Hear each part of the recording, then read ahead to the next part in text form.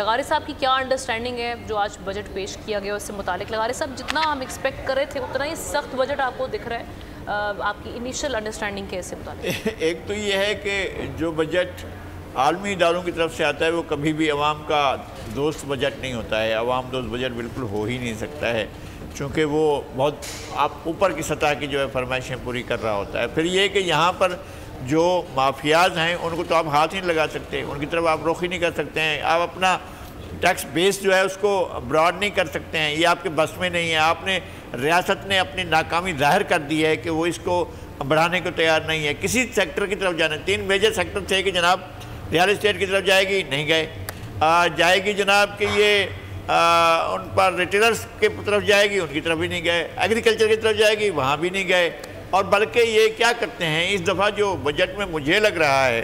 جو انہوں نے ٹارگٹس بنائے ہیں، حیرت انگیز ٹارگٹ۔ دنیا ایسا ہوتی ہے کہ جی ڈی پی اگر بڑھ جاتی ہے تو اپنا اس کا ٹارگٹ بڑھا دیتے ہیں اور اس کو اور آگے لے جاتے ہیں۔ اگر آپ نے 6% حاصل کیا ہے تو آپ کوشش ہوتی ہے آپ کی کہ 7% اور 8% کی طرف جائیں۔ یہ عجیب پہلی دفعہ بجٹ ایسا پیش کیا گیا ہے جس میں انہوں نے ایگریکلچر میں جس کی شرح نمو جو ہے 6.6% تھی اس کو کم کیا ہے، کہا کہ ہم اس کو جو ہے اگلے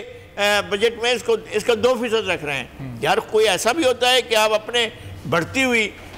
میں یہ ایک بات بالکل سمجھتا ہوں کہ جب ان کی حکومت ہوتی ہے، شرفا کی حکومت ہوتی ہے، عمرہ کی، شرفا کی، روسا کی، اور ایک ریزن اس کا یہ ہے کہ وہ جو رائس ایکسپورٹ ہوا تھا 4 بلین کا، وہ اس وجہ سے ہو رہا ہے کہ ابھی انڈین رائس انٹرنیشنل مارکیٹس میں بین ہے، تو وہ پاکستانی رائس کو وہ مارکیٹ مل گئی، اس لیے شاید یہ حادثاتی طور پر انہوں نے 6% کا ٹارگٹ اچیو کر لیا ہے، جو کہ جب انڈین رائس واپس آئے گا مارکیٹ میں نہیں، حادثاتی طور پر یہ حادثہ پھر بھی تو ہو سکتا ہے،